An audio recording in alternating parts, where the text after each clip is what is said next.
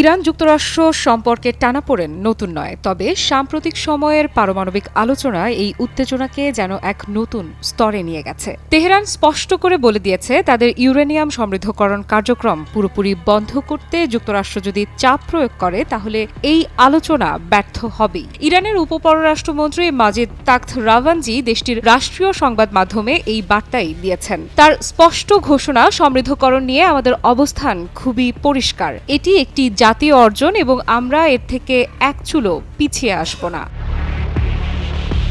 এই বক্তব্যের পেছনে রয়েছে একটি জটিল ইতিহাস। 2015 সালে ইরান ও 6টি প্রধান শক্তির মধ্যে স্বাক্ষরিত হয়েছিল যুগান্তকারী পরমাণু চুক্তি, যার আওতায় ইরান ইউরেনিয়াম সমৃদ্ধকরণ সীমিত করার বিনিময়ে পায় নিষেধাজ্ঞা থেকে মুক্তি। কিন্তু ট্রাম্প প্রেসিডেন্ট হওয়ার পর 2018 সালে তিনি এই চুক্তি থেকে একতরফাভাবে যুক্তরাষ্ট্রকে প্রত্যাহার করে নেন। সেই সিদ্ধান্তের পর থেকে সম্পর্ক খারাপ হতে শুরু করে যুক্তরাষ্ট্র ও ইরানের মাঝে। ট্রাম্প প্রশাসন পুনরায় কঠোর নিষেধাজ্ঞা আরোপ করে, আর এর পাল্টা প্রতিক্রিয়ায় ইরান ধাপে ধাপে তাদের পারমাণবিক কর্মসূচি জোরদার করে। এখন দ্বিতীয় মেয়াদে ক্ষমতায় এসে ট্রাম্প জানাচ্ছেন একটি নতুন চুক্তি কাছাকাছি। গত সপ্তাহে গালফ অঞ্চল সফরের সময় প্রেসিডেন্ট ট্রাম্প বলেন, একটি চুক্তি খুবই কাছে, তবে ইরানকে দ্রুত পদক্ষেপ নিতে হবে। তবে এই আশাবাদের বিপরীতে তেহরান যেটি বলেছে তা পুরোপুরি বিপরীত। ইরান বলছে যুক্তরাষ্ট্র একদিকে আলোচনায় কিছু বলছে আর জনসমক্ষে আবার ভিন্ন কথা বলছে। এই দ্বৈত নীতি আলোচনার মূল বাধা হয়ে দাঁড়াচ্ছে। ইরানের পররাষ্ট্র মন্ত্রণালয়ের মুখপাত্র ইসমাইল বাঘাই বলেন, আমরা বারবার আমেরিকানদের বিপরীত বক্তব্য শুনছি, তবে তারপরও আমরা আলোচনায় অংশ নিচ্ছি কারণ আমরা শান্তিপূর্ণ সমাধান চাই।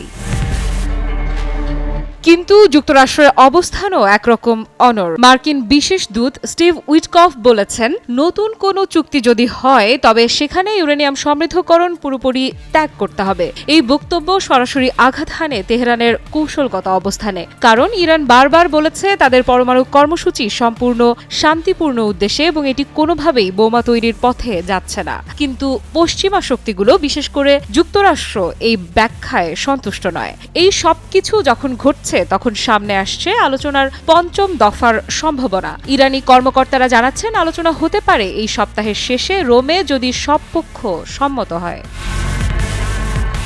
টানা সপ্তমবারের মতো বেস্ট টিস্যু পেপার ব্র্যান্ড হিসেবে স্বীকৃতি পেয়েছে বসুন্ধরা টিস্যু। বিশ্লেষকেরা বলছেন এই আলোচনা শুধু পারমাণবিক সমঝোতা নয়, মধ্যপ্রাচ্যের নিরাপত্তা, আন্তর্জাতিক সম্পর্ক এবং বিশ্ব অর্থনীতির ওপর দীর্ঘস্থায়ী প্রভাব ফেলতে পারে। কারণ ইরানের সঙ্গে কোনো চুক্তি না হলে তেল সরবরাহ ও নিরাপত্তার ক্ষেত্রে আবারও অস্থিরতা তৈরি হতে পারে। তেহরানের বক্তব্য স্পষ্ট, আমরা জাতীয় স্বার্থের সঙ্গে কোনো আপোষ করব না। আর ওয়াশিংটনের বক্তব্য অনড়, ইরান পারমাণবিক বোমার পথে যেতে পারবে না। এই দুই চরম অবস্থানের মাঝে কোনো সেতু বন্ধন গড়ে উঠবে কি? চুক্তি কি হবে নাকি আলোচনার টেবিল আরও একবার ভেঙে পড়বে? বিশ্বজুড়ে এখন সব চোখ রোমের দিকে। কূটনীতির এই খেলায় কে এগিয়ে যাবে আর কে পিছু হটবে তা নির্ধারণ করবে শুধু বক্তব্য নয়, বরং বাস্তব রাজনৈতিক সদিচ্ছা ও বিশ্বাসযোগ্য অগ্রগতি। এখন সময় বলবে এই বিরোধ মেটাতে নেতৃত্ব দেবার মতো সাহসী কণ্ঠ আদৌ উঠে আসে কিনা, নাকি এই আলোচনা পরিণত হবে আরেকটি